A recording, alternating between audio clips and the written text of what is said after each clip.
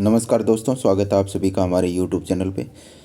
तो आज की इस वीडियो से हम प्लेन ज्योमेट्री स्टार्ट कर रहे हैं, जिसमें आज का अपना लेक्चर होगा कोण पे रिलेटेड, यानी एंगल्स से रिलेटेड होगा।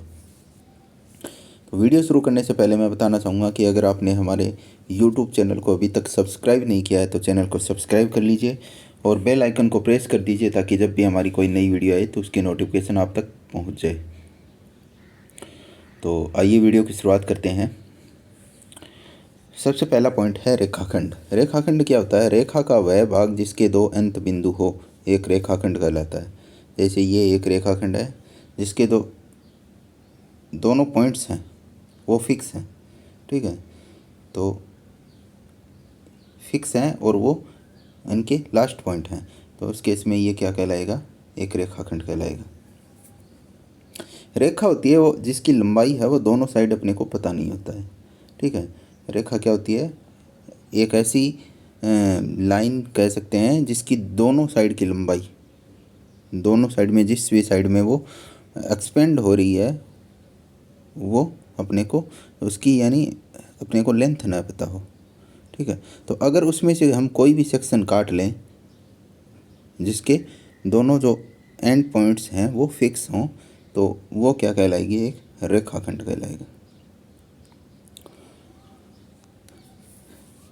इसे ऐसे हम रिप्रेजेंट करते हैं, व्यक्त कैसे करते हैं? इस तरीके से व्यक्त किया जाता है। ए बी के, जैसे ये एक रेखाखंड है ए बी, तो इसके ऊपर बार लगा देंगे, इसका मतलब ये हो गया एक रेखाखंड है, तथा इसकी लंबाई को ए बी से व्यक्त किया जाता है। ओके, तो ये चीज़ अपने को ध्यान में रखनी है। अगला पॉइंट है किरण। किरण क्या होता है? रेखा का वह भाग जिसका एक अंत बिंदु हो एक किरण कहलाता है। तो रेखाखंड में क्या हो? दोनों जो दो अंत बिंदु हैं, ठीक है, तो वो रेखाखंड कहलाएगा। अगर एक अंत बिंदु हो तो उस केस में वो क्या कहलाएगी? किरण कहलाएगी, ठीक है। रेखा का वह भाग जिसका एक अंत बिंदु हो एक किरण कहलाएगा। इसको रिप्रेजेंट कैसे? जैसे ये है, ये जो डायग्राम है ये एक किरण का डायग्राम है, ठीक है। इसको रिप्रेजेंट ऐसे किया जाता है ए बी, और ये बी की साइड में क्योंकि इसका अंत बिंदु नहीं है तो ये बी की साइड में इस तरीके से इसको रिप्रेजेंट करते हैं।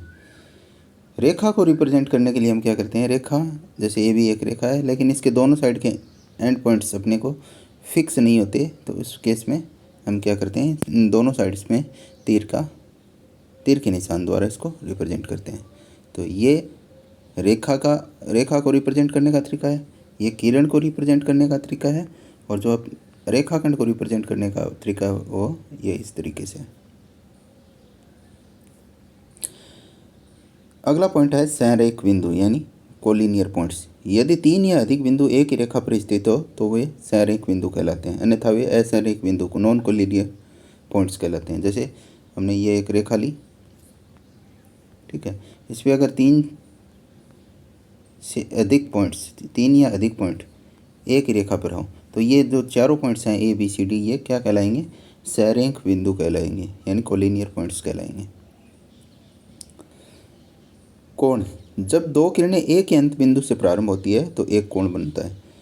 यानी कोई भी दो किरणें जब एक ही अंत बिंदु, जिनका अंत बिंदु एक ही हो, तो वो क्या बनाती है? एक कोण बनाएगी, एक एंगल बनाएगी। इसमें जो दोनों किरणें हैं उनको हम कोण की भुजाई यानी आर्म्स या साइड्स बोलेंगे, और जो इनका कॉमन जो अंत बिंदु है उसको हम क्या कहेंगे? कोण का शीर्ष या वर्टेक्स कहेंगे। और यहाँ पे ये कोण बन रहा है, ठीक है। तो ये अपने को ध्यान में रखना है कि कोण कब बनता है? जब दो किरणें एक ही अंत बिंदु से प्रारंभ होती है तो उस केस में एक कोण बनता है, जिसमें दोनों किरणों को कोण की भुजा या आर्म्स या साइड्स कहा जाता है, और जो कॉमन अंत बिंदु है उसको हम क्या कहेंगे? कोण का शीर्ष या वर्टेक्स कहेंगे। अब ये कोण बन गया। अब कोण कौन से टाइप के बन सकते हैं वो हम देखेंगे। तो कोण के प्रकार हैं। पहला है न्यून कोण, जिसको एक्यूट एंगल भी कहा जाता है। न्यून कोण का मान कितना होता है? 0 से लेके 90 डिग्री के बीच में होता है, ठीक है। अगर कोई कोण बन रहा है, उसकी वैल्यू अगर उसका मान अगर 0 से 90 डिग्री के बीच में है, 0 से 90 डिग्री के बीच में है, तो वो क्या कहलाएगा? एक न्यून कोण कहलाएगा। लेकिन अपने को ये ध्यान में रखना है, यहाँ पे 0 हम इंक्लूड नहीं कर रहे, सिमिलरली 90 भी हम इंक्लूड नहीं कर रहे। तो 0 और 90 के बीच में होना चाहिए, ठीक है। तो उस केस में क्या कहलाएगा? न्यून कोण कहलाएगा। अगला पॉइंट है समकोण। समकोण कब बनेगा?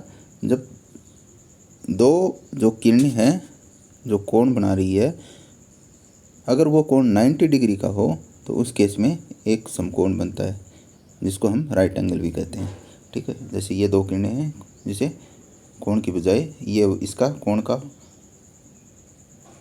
शीर्ष हो गया वर्टेक्स, और ये एंगल हो गया। ये एंगल अगर 90 डिग्री हो तो इसको हम किस प्रकार का एंगल कहेंगे? समकोण कहेंगे। अधिक कोण क्या होता है? अधिक कोण जिसे ऑब्ट्यूज एंगल भी कहा जाता है। अधिक कोण का मान क्या होता है? अगर कोई कोण बन रहा है, अगर उसकी वैल्यू 90 से बड़ी और 180 डिग्री से छोटी हो, तो इस केस में उस कोण को हम अधिक कोण कहेंगे। जैसे ये कोण बन रहा है, इसकी वैल्यू मान लें 135 डिग्री है, तो ये क्या है? एक अधिक कोण है, ठीक है। तो 90 से बड़ा और 180 डिग्री से छोटा। फोर्थ है रिजु कोण, जिसको स्ट्रेट एंगल भी कहते हैं।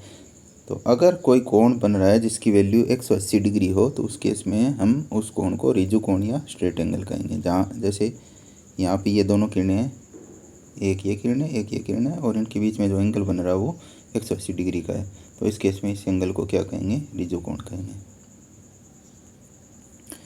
अगला है प्रतिवर्ती कोण, रिफ्लेक्स एंगल। रिफ्लेक्स एंगल जैसे ये दो किरणें हैं, ठीक है, तो ये जो कोण बन रहा है इसको हम क्या बोलेंगे? प्रतिवर्ती कोण बोलेंगे। और प्रतिवर्ती कोण का मान क्या होता है? 180 डिग्री से बड़ा होता है और 360 डिग्री से छोटा होता है। ये अपने को ध्यान में रखना है। प्रतिवर्ती कोण का मान 180 डिग्री से बड़ा और 360 डिग्री से छोटा होता है। तो ये हो गए, जब दो किरणों द्वारा कोई कोण बनाया जाता है तो उस कोण की वैल्यू के आधार पर इनके कोण के टाइप हो गए। अगला है पूरक कोण, कॉम्प्लीमेंट्री एंगल्स। यदि दो कोणों का योग एक समकोण के बराबर हो तो ऐसे कोण पूरक कोण कहलाते हैं। जैसे ये है, मान लेते हैं ये एक ये एंगल हो गया, एक ये एंगल है, और ये अपने पास 90 डिग्री है।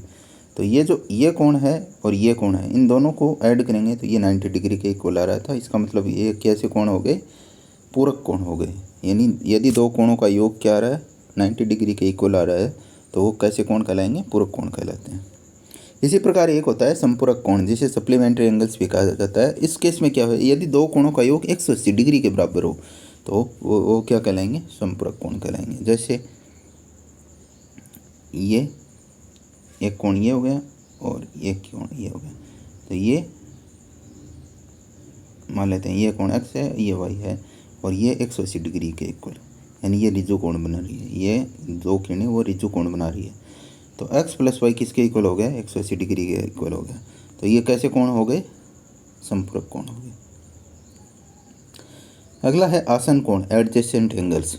दो कोण आसन कोण कहलाते हैं यदि उनमें एक उभयनिष्ठ शीर्ष हो। ये जो दो कोण बन रहे थे डायग्राम में आप देख सकते हैं, इस डायग्राम की मदद से देखिए, एक कोण ये बन रहा है, दूसरा कोण ये बन रहा है, ठीक है। तो इनमें एक उभयनिष्ठ शीर्ष है, शीर्ष उभयनिष्ठ कोण भी है, एक उभयनिष्ठ भुजा है, जैसे बी डी उभयनिष्ठ भुजा है, और उनकी वे भुजाएं जो उभयनिष्ठ नहीं है, जैसे बी सी और ए बी, ये भुजाएं उभयनिष्ठ नहीं है। उभयनिष्ठ भुजा के विपरीत और स्थित हो, यानी एक दूसरे के विपरीत और स्थित है। तो इस स्थिति में जो कोण बन रहे हैं वो क्या कहलाएंगे? आसन कोण कहलाएंगे। तो यहाँ इस डायग्राम में जो कोण बने हैं, कोण कोण ए बी डी एंड कोण डी बी सी, ये कैसे हैं? दोनों आसन कोण हैं। अगला है कोणों का रेखीय युग्म, लीनियर पेयर ऑफ एंगल्स। तो इसमें क्या होता है? जैसे यहाँ पे एक कोण ये बन रहा है और दूसरा कोण ये बन रहा है, ठीक है, और इन दोनों कोणों का योग 180 डिग्री आ रहा है। इसको और इसको मिला के 180 डिग्री बन रहा है, यानी रिजु कोण बन रहा है। तो इन दोनों कोणों को हम क्या कहेंगे, कोणों का रेखीय युग्म कहेंगे। या फिर इसको हम ऐसे लिख सकते हैं, उभयनिष्ठ भुजाएं ए बी, यहाँ पे अपन देखें जो आसन कोण की डेफिनेशन पड़ी थी उसके हिसाब से उभयनिष्ठ भुजाएं कौन कौन सी हो गई, बी सी और ए बी, एक रेखा बनाए, रेखा मतलब वही 180 डिग्री का एंगल बनाए अपने बीच में, तो उस केस में उन कोणों को हम क्या कहेंगे, एक रेखिक युग्म कहेंगे। यहाँ पे कोण ए बी डी और कोण डी बी सी कोणों का एक रेखिक युग्म है। अगला है शीर्षाभिमुख कोण, वर्टिकली अपोजिट एंगल्स।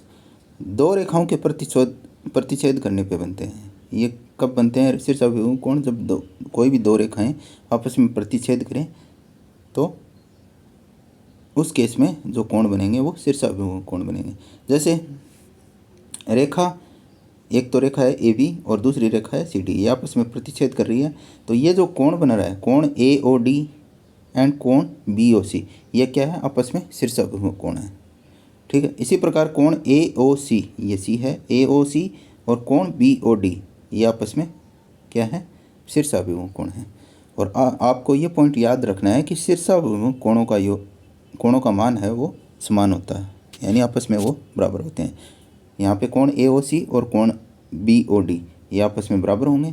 इसी प्रकार कोण ए ओ डी और कोण बी ओ सी ये भी आपस में बराबर होंगे, यानी शीर्षाभिमुख कोण है वो उनका मान क्या होता है, समान होता है। अब प्रतिच्छेदी रेखाएं क्या होती है। प्रतिच्छेदी रेखाओं को अपने को पता ही है, अगर दो रेखाएं एक दूसरे को काट रही हैं तो वो क्या कैसी हैं, प्रतिच्छेदी रेखाएं। यहाँ पे आप देख सकते हैं पी क्यू, रेखा पी क्यू और रेखा आर एस, ये आपस में एक दूसरे को प्रतिच्छेद कर रही हैं। अगला पॉइंट है अप्रतिच्छेदी या समांतर रेखाएं। यदि दो रेखाएं एक दूसरे को कभी नहीं काटें और उनके बीच की दूरी हमेशा समान रहे तो उस केस में जो रेखाएं हैं वो अप्रतिच्छेदी रेखाएं या समांतर रेखाएं कहलाती हैं। दोनों समांतर रेखाओं के विभिन्न बिंदुओं पर उनके उभयनिष्ठ लंबों की लंबाइयां समान होगी। यानी अगर हम कोई दो पॉइंट लें, ठीक है, दोनों समांतर रेखाओं के विभिन्न बिंदुओं पर, पहली समांतर रेखा के मैंने पॉइंट ये ले लिया और इनका अगर कॉमन लंब लें, यानी इस पे भी 190 डिग्री बनाए, इस पे भी 190, तो ये जो लेंथ है वो अपन चाहे किसी भी पॉइंट पे, इनके पी क्यू और आर एस की किसी भी पॉइंट पे अगर कोई लंब डालें तो उन लंब्स की जो लंब है उनकी लंबाइयाँ हमेशा समान रहेगी। यह समान लंबाई दोनों समांतर रेखाओं के बीच की दूरी कहलाती है। वही कह सकते हैं ये कि अगर किन्हीं दो रेखाओं के बीच की दूरी अगर हमेशा समान रहे, चाहे उनकी कितनी भी लेंथ बढ़ाई जाए, तो वो रेखाएं समांतर रेखाएं कहलाती हैं। और दोनों समांतर रेखाओं के बीच की दूरी ज्ञात करने के लिए क्या करते हैं हम, किसी एक समांतर रेखा से दूसरी समांतर रेखा पर लंब डालते हैं। ठीक है, तो यहाँ से इस पे लंब डाला तो ये इस पे भी लंब है और इस पे भी लंब है, तो ये जो इस पॉइंट की दूरी है, ये यहाँ से यहाँ तक दूरी है, वो क्या कहलाएगी, समांतर रेखाओं के बीच की दूरी कहलाएगी। समांतर रेखाएं और तिर्यक रेखा, वह रेखा जो दो या अधिक रेखाओं को विभिन्न बिंदुओं पर प्रतिच्छेद करती है, एक तिर्यक रेखा यानी ट्रांसवर्सल कहलाती है। अगर दो या दो से अधिक रेखाएं हैं, उनको अगर कोई एक रेखा दो या अधिक बिंदुओं पे काटती है तो वो रेखा कैसी कहलाएगी, एक तिर्यक रेखा कहलाएगी। जैसे यहाँ पे एम और एन दो रेखाएं हैं, उनको एल है वो पी और क्यू पे काट रही है, तो ये एल क्या है, एक तिर्यक रेखा है, ट्रांसवर्सल लाइन है। अब इस लाइन एल द्वारा लाइन एम और लाइन एन के साथ विभिन्न कोण बन रहे हैं। इन कोणों का युग्म हम देखेंगे। जैसे ये कोण अपन ध्यान से देख लीजिए, ये एंगल बी है, ये एंगल 1 है, ये एंगल 2 है, ये एंगल 3, एंगल 4, सिमिलरली 5, 6, 7, 8 ये एंगल्स हैं। अब इन एंगल्स को हम डिफरेंट, इनके युग्म को हम डिफरेंट नाम देंगे। सबसे पहले देखते हैं बाह्य कोण। बाह्य कोण कौन कौन से हैं, यहाँ पे देखिए, जो कोण एक जो बाहर की साइड में बन रहे हैं, कोण 1, कोण 2, कोण 7 और कोण 8, ये बाहर की साइड में बन रहे हैं, इसलिए इनको हम बाह्य कोण या एक्सटीरियर एंगल बोलेंगे। इसी प्रकार अंतःकोण, इंटीरियर एंगल, इंटीरियर एंगल कौन कौन से होंगे, जो अंदर की ओर बन रहे हैं, अंदर की ओर इन दोनों लाइंस के साथ अंदर की ओर कोण कौन कौन से बने हैं? कोण 3, कोण 4, कोण 5 और कोण 6। ये 4 कोण बन रहे हैं जो क्या है? अंतःकोण है। तो ये हो गया अपने पास अंतःकोण। अब है संगत कोण यानी करस्पॉन्डिंग एंगल्स। करस्पॉन्डिंग एंगल्स का मतलब क्या हो गया? जैसे ये तिर्यक रेखा एल है, वो एम के साथ देखिए इस साइड में एंगल क्या बना रही है? 1 बना रही है। तो तिर्यक रेखा एल द्वारा एन के साथ इस साइड में एंगल कौन सा बन रहा है? 5 बन रहा है। तो ये जो कोण 1 और कोण 5 है, ये आपस में क्या है? संगत कोण है। इसी प्रकार कोण 2 और कोण 6 ये भी संगत कोण युग्म है। इसी प्रकार कोण 3 और कोण 7 ये भी संगत कोण युग्म है। इसी प्रकार कोण 4 और कोण 8 ये भी संगत कोण युग्म है। तो ये संगत कोण का आप ध्यान रख लेना कि मतलब जिस तरीके से लाइन एल एम के साथ एंगल बना रही है, उसी तरीके से अगर लाइन एन के साथ एंगल बन रहा है तो वो एंगल क्या होंगे? संगत कोण होंगे। ये मैंने यहाँ लिख दिया, कोण 1 और कोण 5, कोण 2 और कोण 6, कोण 4 और कोण 8, कोण 3 और कोण 7 ये सारे संगत कोण युग्म हैं। अगला है एकांतर अंतःकोण यानी अल्टरनेट इंटीरियर एंगल। एकांतर अंतःकोण, अंतःकोण का मतलब हमें जो इंटीरियर एंगल्स हैं, इंटीरियर एंगल कौन कौन से हैं? 3, 4, 5, 6 ये इंटीरियर एंगल्स हैं। पहले इसमें जाना है, फिर एकांतर यानी एक दूसरे के विपरीत होना चाहिए। जैसे कोण 4 और कोण 6 है तो ये क्या है? एकांतर अंतःकोण है। इसी प्रकार कोण 3 और कोण 5 ये भी क्या है? एकांतर अंतःकोण है। और एकांतर अंतःकोणों को हम जनरली एकांतर कोण से ही रिप्रेजेंट करते हैं, यानी जनरली हम एकांतर कोण ही बोलते हैं। तो एकांतर अंतःकोण या एकांतर कोण कौन कौन से हो गए? कोण 4 और कोण 6। इसी प्रकार कोण 3 और कोण 5 ये क्या है? एकांतर अंतःकोण या एकांतर कोण है। अगला है एकांतर बाह्य कोण, अल्टरनेट एक्सटीरियर एंगल्स, यानी अपने को बाह्य कोण देखने हैं, फिर वही एकांतर वाला रूल लगाना है। तो बाह्य कोण कौन से हैं? कोण 1, कोण 2, कोण 7 और कोण 8 ये बाह्य कोण है।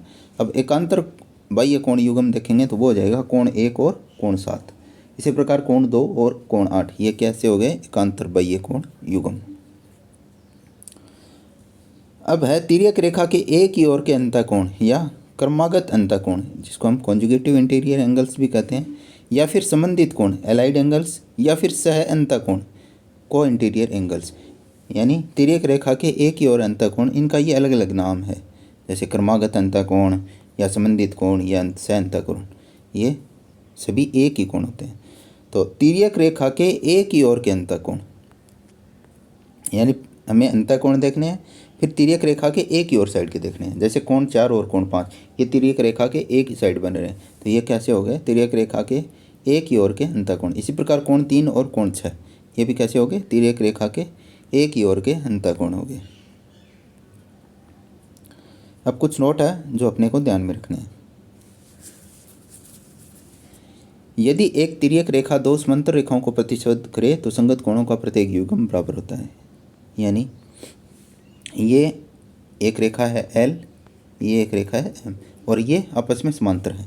ठीक है, अगर इसको कोई तिर्यक रेखा प्रतिच्छेद करे, जैसे ये एन तिर्यक रेखा है वो प्रतिच्छेद करे, तो उस केस में जो संगत कोण बनेंगे वो कैसे होंगे? इक्वल होंगे। ठीक है, संगत कोण को मैंने बताया था, यहाँ पे आप देख सकते हैं इस एग्जाम्पल की मदद से ये संगत कोण बन रहे हैं। ठीक है, तो यहाँ पे अपन देखेंगे कि जैसे ये एल हो गया, ये एम हो गई और ये एन हो गई। एल और एम आपस में समांतर हैं और ये एन एक तिर्यक रेखा है जो काट रही है। तो ये कोण और ये कोण ये आपस में कैसे हैं? एक संगत कोण युग्म है, तो ये आपस में बराबर होंगे। इसी प्रकार ये कोण और ये कोण ये आपस में बराबर होंगे। इसी प्रकार ये कोण और ये कोण ये आपस में बराबर होंगे। इसी प्रकार ये कोण और ये कोण आपस में बराबर होंगे। तो अगर दो समांतर रेखाओं को कोई तिर्यक रेखा प्रतिच्छेद करे तो जो संगत कोणों का जो युग्म बनेगा वो आपस में उनका मान क्या होगा? आपस में बराबर होगा, यानी इक्वल होगा। ठीक है, इसको हम वाइस वर्सा भी ले सकते हैं, यानी अगर संगत कोणों के प्रत्येक युग्म अगर का मान, संगत कोणों के प्रत्येक युग्म का मान अगर बराबर हो, ठीक है, तो उस केस में जो दो रेखाएं एल और एम है वो आपस में समांतर होगी। ठीक है। तथा एकांतर अंतःकोणों का प्रत्येक युग्म बराबर होगा। एकांतर अंतःकोण कौन से हो गए? ये L है, ये M है, आपस में समांतर हैं, और ये कोई तिर्यक रेखा N है तो इसको काट रही है। तो एकांतर अंतःकोणों का भी युग्म, ये कोण और ये कोण, इनका मान क्या होगा? आपस में बराबर होगा। इसी प्रकार ये कोण और ये कोण, इनका मान भी क्या होगा? आपस में यानी इक्वल होगा।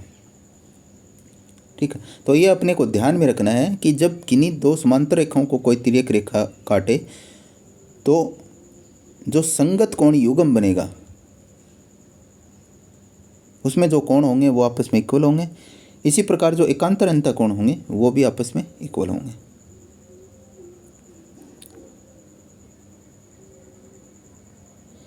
यदि एक तिर्यक रेखा दो समांतर रेखाओं को प्रतिच्छेद करे तो तिर्यक रेखा के एक ही और अंतःकोणों का प्रत्येक युग्म संपूरक होता है। संपूरक मतलब 180 डिग्री होता है। तो इसको ऐसे समझ सकते हैं, ये एक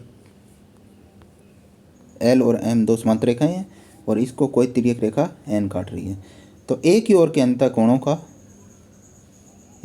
अंतःकोण ये हो गए, मान लेते हैं ये कोण X है और ये कोण Y, तो इनके प्रत्येक युग्म वो संपूरक है, यानी इनका योग है वो 180 डिग्री होगा।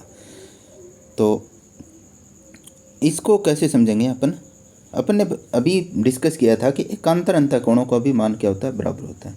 यानी ये कोण अगर x है तो ये कोण भी x होगा। ठीक है। तो ये कोण कितना हो गया? क्योंकि ये एक रेखा है, ठीक है, तो ये पूरा कोण क्या हो गया? एक ऋजु कोण हो गया। ऋजु कोण का मान क्या होता है? 180 डिग्री होता है। ठीक है। तो x प्लस वाई किसके इक्वल हो गया? 180 डिग्री के इक्वल हो गया। यानी मेरे कहने का मतलब ये है कि L और M दो समांतर रेखाएं, इनको कोई तिर्यक रेखा N काट रही है। तो अपने को ये बताना है कि जो कोण X और कोण Y है ये अब संपूरक होंगे, यानी इनका योग है वो 180 डिग्री होगा। तो इसको समझने के लिए हमने अभी ये चीज़ डिस्कस की थी कि एकांतर अंतःकोणों का प्रत्येक युग्म भी बराबर होता है अगर कोई दो समांतर रेखाओं को कोई तिर्यक रेखा काटे। तो एकांतर अंतःकोण कौन से हो गए? जैसे ये कोण X है तो इसके एकांतर अंतःकोण कौन सा हो गया? ये हो गया। तो X इसका मान और इसका मान बराबर हो गए, यानी ये भी X है ये भी X हो गया। अब ये देखिए, ये एक रेखा है और एक रेखा पे जो कोण बनता है वो कैसा होता है? एक ऋजु कोण होता है। यानी ये पूरा कोण कितना है? 180 डिग्री है। अब ये पूरा कोण किसके बराबर है? x और y के, x प्लस वाई है पूरा कोण, और ये किसके इक्वल है? 180 डिग्री के। तो ये आपस में क्या हो गए? संपूरक कोण हो गए ना। ठीक है। तो ये अपने को ध्यान में रखना है। और ये वाइस वर्सा भी ट्रू होता है, यानी अगर अंतःकोणों का तिर्यक रेखा के एक ही ओर के अंतःकोणों का प्रत्येक युग्म अगर संपूरक है तो उस केस में जो दो रेखाएं हैं जिनको तिर्यक रेखा काट रही है वो कैसी होगी? समांतर रेखाएं होगी। ठीक है। तो इस वीडियो में हमने कोण के बारे में डिस्कस किया है। तो अगर आपको ये वीडियो पसंद आए तो वीडियो को लाइक कीजिए, शेयर कीजिए और चैनल को सब्सक्राइब करना मत भूलना। मिलते हैं अगले वीडियो में, तब तक के लिए धन्यवाद।